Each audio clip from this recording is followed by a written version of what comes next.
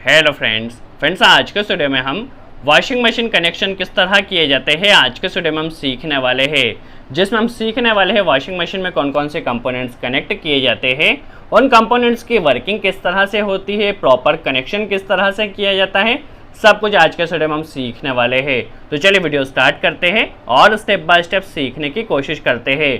सबसे पहले यदि कंपोनेंट्स की बात की जाए तो वॉशिंग मशीन में हमारे पास दो मोटर होती है। पहली होती है वॉश मोटर और दूसरी होती है स्पिन मोटर।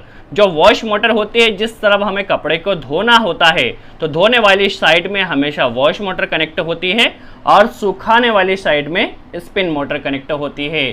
और यहाँ पर हमें कैपेसिटर कनेक्ट करना होता है। जो वॉशिंग मशीन का कैपेसिटर होता है, इसमें आप देख सकते हैं हमारे पास 4 तार नज़र आते हैं। तो जो 2 तार होते हैं वो वॉश मोटर के लिए होते हैं और जो 2 तार होते हैं वह स्पिन मोटर के लिए होते हैं।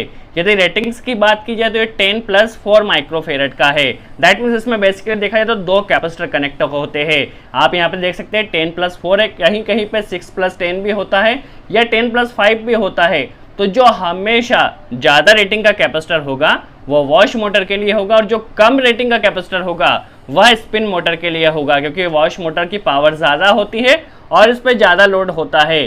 तो आपको पता कैसे चलेगा कि 10 माइक्रोफेरेड का कौन सा है, 4 माइक्रोफेरेड का वायर कौन सा है? तो आपको कैपेसिटर के ऊपर दिया गया होगा। जो भी 10 माइक्रोफेरेड के 2 तार होंगे उसके तार आपको दिए गए होंगे और 4 माइक्रोफेरेड के जो तार होंगे वो भी दिए गए होंगे। तो जो 10 माइक्रोफेरेड का या जो ज़्यादा रेटिंग का वायर होंगे उसे आपको वॉश मोटर में कनेक्ट करना है और जो कम रेटिंग का वायर होंगे उसे आपको स्पिन मोटर में कनेक्ट करना है। इसके अलावा हमारे पास एक स्पिन टाइमर होता है जिससे हमारी स्पिन मोटर कंट्रोल होती है। जितना टाइमिंग हम इसमें सेट करते हैं स्पिन टाइमर में उतना टाइम हमारी स्पिन मोटर रन करती है। इसके अलावा हमें पास एक वॉश टाइमर होता है। वॉश टाइमर डिफरेंट मॉडल के आजकल मार्केट में अवेलेबल है। ये जो टाइमर है हमारे पास यह 4 वायर वॉश टाइमर है। कहीं कहीं पे 6 वायर वॉश टाइमर भी आता है, 7 वायर वॉश टाइमर भी आता है। बट आज के वीडियो में हम जो कनेक्शन करने वाले हैं 4 वायर वॉश टाइमर के हिसाब से करने वाले हैं। इसमें बेसिकली आपको 4 तार नजर आते हैं। वो 4 तार का कनेक्शन कुछ भी हो सकता है, कलर कोड कुछ भी हो सकता है, बट प्रॉपर कनेक्शन किस तरह से किया जाएगा हम सब कुछ सीखने वाले हैं। इसके अलावा हमारे पास एक अलार्म होता है। जब भी हमारे कपड़े धुल जाते हैं तो आपने देखा होगा वॉशिंग मशीन से एक अलार्म बजता है जिससे हमें पता चलता है कि हमारी वॉशिंग मशीन बंद होने वाली है। तो ये जो उसका अलार्म का कनेक्शन होता है वो वॉश टाइमर के हिसाब से होता है। जैसे ही वॉश टाइमर की टाइमिंग कंप्लीट हो जाती है तो अलार्म को सिग्नल जाता है और अलार्म हमारा बजने लगता है, जिससे हम समझ जाते हैं हमारे कपड़े धुल चुके हैं और वॉशिंग मशीन बंद होने वाली है। और इसके अलावा हमारे पास एक ड्रेन स्विच होता है। जब आपने देखा होगा जो स्पिन साइड होता है जहाँ पे कपड़े हमारे सूखते हैं, यदि हम उस डोर को ओपन करते हैं तो उस डोर को ओपन करते ही हमारी वॉशिंग मशीन स्टॉप हो जाती है, क्योंकि जो स्पिन मोटर होती है इसकी स्पीड काफ़ी ज़्यादा होती है। तो क्या होता है डोर स्विच पे हमें एक यहाँ पे क्या होता है एक स्विच लगा हुआ होता है डोर पे, जो स्पिन साइड होता है उस तरफ। यदि हम उस डोर को ओपन करते हैं तो हमारी जो मोटर है वह बंद हो जाती है। तो डोर स्विच का मेन काम यही होता है कि जब हमारी मोटर जब वॉशिंग मशीन रन कर रही हो तो ये स्पिन मोटर को स्टार्ट नहीं होने देते। डोर स्विच बेसिकली देखा जाए तो स्पिन साइड में कनेक्ट होता है। जब हमारी स्पिन मोटर तभी रन होगी जब डोर क्लोज होगा। यदि डोर खुला हुआ होगा तो स्पिन मोटर हमारी कभी भी रन नहीं करेगी और हम कभी भी कपड़ों को धुलता हुआ नहीं देख सकते, क्योंकि डोर क्लोज होना ज़रूरी होता है। इसके अलावा हमारे पास एक ड्रेन स्विच होता है। ये ड्रेन स्विच जो होता है ये मैकेनिकली ऑपरेट होता है। इसमें इलेक्ट्रिकल का कोई भी कनेक्शन नहीं किया जाता है। चलिए अब हम समझ लेते हैं किस तरह से प्रॉपर कनेक्शन यहाँ पर किया जाने वाला है। यदि वायर्स की बात की जाए तो हमारे पास जो वॉश मोटर होती है और स्पिन मोटर होती है, इनमें हमारे पास 3 तार होते हैं। आप यहाँ पर देख सकते हैं दोनों मोटर में हमारे पास 3 तार होते हैं। एक कॉमन तार होता है, एक स्टार्टिंग तार होता है और एक रनिंग तार होता है। तो हम यहाँ पर जो ब्लैक वाला तार है उसे कॉमन मान रहे हैं, जो रेड वाला तार है उसे रनिंग मान रहे हैं और जो ब्लू वाला तार है उसे स्टार्टिंग मान रहे हैं। आप किसी भी तार को पहले चेक करने से पहले मल्टीमीटर से ज़रूर चेक कर ले कौन सा कॉमन है, कौन सा स्टार्टिंग और कौन सा रनिंग है। इसके अलावा यहाँ पे कैपेसिटर में बात की जाए तो कैपेसिटर में हमारे पास 4 तार होते हैं। आप यहाँ पे कैपेसिटर पे पहले पढ़ ले कौन सा तार स्पिन मोटर के लिए है और कौन सा तार हमारे पास वॉश मोटर के लिए है। इसके अलावा वॉश टाइमर में हमारे पास 4 तार होते हैं जो कि हमने यहाँ पर पहले ही बनाए हैं। इसके अलावा स्पिन टाइमर में हमारे पास 2 तार होते हैं इस तरह से। चलिए अब इन सब कंपोनेंट्स का प्रॉपर कनेक्शन किस तरह से किया जाएगा हम समझ लेते हैं। हमारे पास जो सप्लाई के लिए केबल होती है उसमें हमारे पास 3 तार होते हैं, फेस, न्यूट्रल एंड अर्थ। 3 तार होते हैं। बेसिकली सबसे पहले यदि अर्थिंग की बात की जाए तो अर्थिंग हमें कहाँ पे कनेक्ट करना होती है। तो जो दोनों सिंगल फेस की मोटर होती है दोनों में हमें अर्थिंग कनेक्ट करना होती है। तो जो अर्थिंग का तार जाता है सबसे पहले हमारी वॉशिंग मशीन में जाता है, वो स्पिन मोटर में जाकर लग जाता है, क्योंकि बॉडी पे हम कहीं पर भी अर्थिंग के तार को लगा सकते हैं, कहीं पर भी आप इस मोटर की बॉडी पे कनेक्ट कर दीजिए, जिससे जो भी लीकेज करंट आने वाला है वो यहाँ से अर्थ हो जाएगा। इसके अलावा यहीं से अर्थिंग हमारा जाता है और वो वॉश मोटर में चला जाता है। तो दोनों सिंगल फेज मोटरों को हमें पहले अर्थ करना है। इसके बाद यदि न्यूट्रल्स की बात की जाए तो न्यूट्रल हमें कहाँ पे देना होता है, स्पिन मोटर में न्यूट्रल देना होता है, वॉश मोटर में न्यूट्रल देना होता है, और इस अलार्म में न्यूट्रल देना होगा। बेसिकली टाइमर में हमें कोई भी न्यूट्रल नहीं देना होता है। तो चलिए न्यूट्रल हमारा यहाँ से निकला। सबसे पहले जो हमारी स्पिन मोटर है, इस स्पिन मोटर के कॉमन टर्मिनल पे हम न्यूट्रल कनेक्ट कर देते हैं।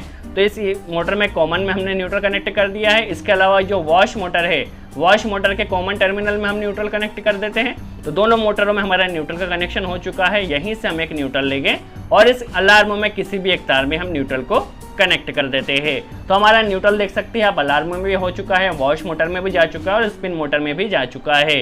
अब सबसे पहले हम समझ लेते हैं कैपेसिटर का कनेक्शन किस तरह से किया जाने वाला है। तो कि माना हमारे पास ये जो दो तार है वो स्पिन मोटर के लिए है और ये जो दो तार है वो वॉश मोटर के लिए है। तो हमें क्या करना है, एक किसी भी तार को लेना है और सबसे पहले इस मोटर के एक तार में कनेक्ट कर देना है किसी में भी, और एक तार यहाँ से लेना है कैपेसिटर का और इसे दूसरी जो लास्ट वाला टर्मिनल बचा है इसमें कनेक्ट कर देना है।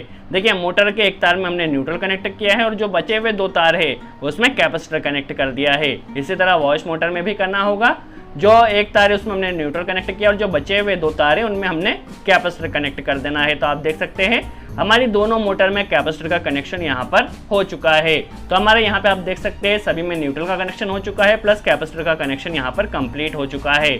अब हम समझ लेते हैं फेज का कनेक्शन किस तरह से किया जाने वाला है स्पिन मोटर के लिए एंड वॉश मोटर के लिए। चलिए सबसे पहले हम स्पिन मोटर के लिए फेज का कनेक्शन किस तरह से किया जाना है तो हम समझ लेते हैं। सबसे पहले हमारे पास जो फेज जाता है वो स्पिन मोटर की बात की जाए तो वो स्पिन टाइमर के द्वारा कंट्रोल होती है।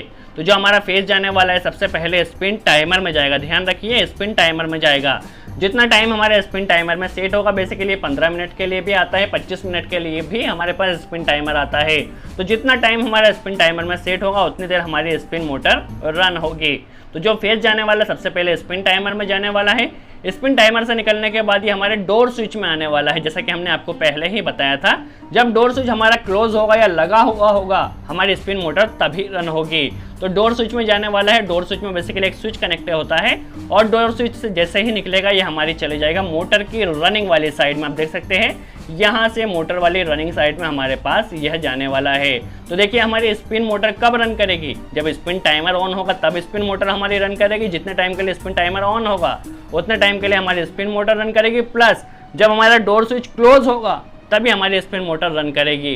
तो यहाँ पे आप देख सकते हैं हमारे स्पिन मोटर का कनेक्शन भी हो चुका है, डोर स्विच का कनेक्शन हो चुका है एंड स्पिन टाइमर का कनेक्शन हो चुका है, प्लस कैपेसिटर का जो स्पिन वाले साइड में कैपेसिटर कनेक्ट किया है उसका कनेक्शन हमारा यहाँ पे कंप्लीट हो चुका है। आप देख सकते हैं यहाँ पर हमने रनिंग वाली साइड में सप्लाई दी है। यदि आप यहाँ पे देखे जाए स्टार्टिंग वाली साइड यदि सप्लाई देते हैं तो आपकी मोटर की डायरेक्शन चेंज हो जाएगी या उल्टी साइड से घूमने वाली है। चलिए यहाँ से यदि हम समझे wash motor and wash timer का कनेक्शन किस तरह से किया जाने वाला है, तो यहीं से हमारा देखिए इनपुट से फेज लेना है, कभी भी टाइमर के आउटपुट से फेज नहीं लेना है। तो हमें यहाँ से इनपुट से ही एक फेज लेना है। यहाँ से इनपुट से हम एक फेज ले लेते हैं और उसे वॉश टाइमर के एक तार में कनेक्ट कर देते हैं। पहले आप मल्टीमीटर से चेक कर ले कौन सा यहाँ पे कॉमन है, कौन सा स्टार्टिंग है, कौन सा रनिंग है। अभी हम माना कि यहाँ पे हमने रेड वाले तार में एक सप्लाई यहाँ पे कनेक्ट की जो कि फेज हमने इनपुट सप्लाई यहाँ से दी है। अब आपने यदि देखा हो वॉशिंग मशीन में तो जो हमारी वॉश मोटर होती है वह कुछ टाइम के लिए 2 या 3 राउंड हमारी क्लॉकवाइज घूमती है और 2 और 3 राउंड यहाँ पे एंटी क्लॉकवाइज घूमती है। दैट मीन्स हमारी मोटर दोनों डायरेक्शन में घूमती है। तो ये दोनों डायरेक्शन में घूमने का जो वर्क होता है बेसिकली वॉश टाइमर के द्वारा किया जाता है। देखिए वॉश टाइमर में हमने एक तार यहाँ पे कनेक्ट कर दिया है और एक तार यहाँ पे बेसिकली देखा जाए तो इसमें एक एनो और एनसी होता है। तो क्या होगा, सपोज हमने माना कि जो येलो वाला तार है वो यहाँ हमने माना कि जो येलो वाला तार है वो हमारे पास क्लॉकवाइज में घुमाने के लिए मोटर है। तो येलो वाले तार को हम ले जाकर मोटर के रनिंग वाले साइड में कनेक्ट कर देते हैं। देखिए जब हमारी सप्लाई यहाँ से निकल कर इस येलो वाली साइड में आएगी तो हमारी मोटर क्लॉकवाइज में रन करेगी क्योंकि रनिंग वाली साइड में हमने कनेक्ट किया है मोटर के। और जब हमारी सप्लाई यहाँ से कट होकर यहाँ पर आएगी ब्लू वाले में आएगी तो ये हट जाएगी और हमारे स्टार्टिंग वाले साइड में जाएगी जिससे हमारी मोटर एंटी क्लॉकवाइज में रन करने वाली है। ये सभी सेटिंग इस टाइमर में दी जाती है कि थोड़े टाइम के लिए हमारा मोटर जो टाइमर है वो NO होता है, थोड़े टाइम के लिए NC होता है। तो जब हमारी सप्लाई यहाँ पर आएगी तो हमारी मोटर क्लॉकवाइज में रन करेगी, जब ब्लू तार में आएगी तो हमारी मोटर एंटी क्लॉकवाइज में रन करेगी। तो ये बेसिकली स्पिन टाइमर के द्वारा ही सारा फंक्शन इसमें सेट किया जाता है। अब देखिए हमारे पास जो वॉच टाइमर होता है वह 15 मिनट के लिए भी आता है, 25 मिनट के लिए भी आता है और 40 मिनट के लिए भी आता है। देखिए जब तक हमारे टाइमर में सप्लाई रहेगी तब तक हमारी मोटर ये रन करेगी प्रॉपरली। जैसे ही हमारा टाइमर का टाइमिंग कंप्लीट होगा, सपोज 15 मिनट कंप्लीट हो चुके हैं, तो यहाँ की सप्लाई जो निकलने वाली वो चौथे वाले तार में जाने वाली है। देखिए पहले में इनपुट कनेक्ट किया है, दूसरे में क्या होगा, हमारी मोटर फॉरवर्ड में घूमेगी और तीसरे वाले तार से हमारी मोटर रिवर्स में रन करने वाली है। और जो चौथा वाला तार होगा, जब इस यहाँ से सप्लाई हमारी कटेगी तो यहाँ से जैसे ही टाइमर का टाइमिंग कंप्लीट होगा तो यह जो सप्लाई जा रही है वो चौथे वाले टर्मिनल से निकलने वाली है और ये चौथे वाले टर्मिनल की सप्लाई जाकर हमारे अलार्म में चली जाएगी, जिससे हमारा अलार्म ऑन हो जाएगा। तो जैसे ही हमारे वॉच टाइमर का टाइमिंग कंप्लीट हो जाएगा, तो टाइमर के टाइम कंप्लीट होते ही हमारा अलार्म बजेगा, जिससे हम समझ सकते हैं कि हमारे कपड़े धुल चुके हैं, हमारी वॉशिंग मशीन मोटर बंद होने वाली है। तो यही बेसिकली सिंपल कनेक्शन होता है। वॉच टाइमर बेसिकली देखा जाए तो 6 वायर में भी आता है, 7 वायर में भी आता है और 4 वायर में भी आता है। 4 वायर टाइमर की वर्किंग किस तरह से होती है, टेस्टिंग किस तरह से की जाती है, इन सभी के ऊपर हम जल्द से जल्द वीडियो बनाने वाले हैं। सो इस तरह आप वॉशिंग मशीन का कंप्लीट वायरिंग कनेक्शन समझ सकते हैं। आई होप आपको कनेक्शन समझ में आया हो। कनेक्शन वीडियो कैसा लगा वीडियो में कमेंट्स में जरूर बताएं। कोई डाउट हो तो उसे कमेंट्स में जरूर पूछें, हम पूरी कोशिश करेंगे उसका जवाब दे सके। और यदि वीडियो अच्छा लगा हो तो लाइक का बटन जरूर प्रेस करें। सो आज के लिए इतना ही।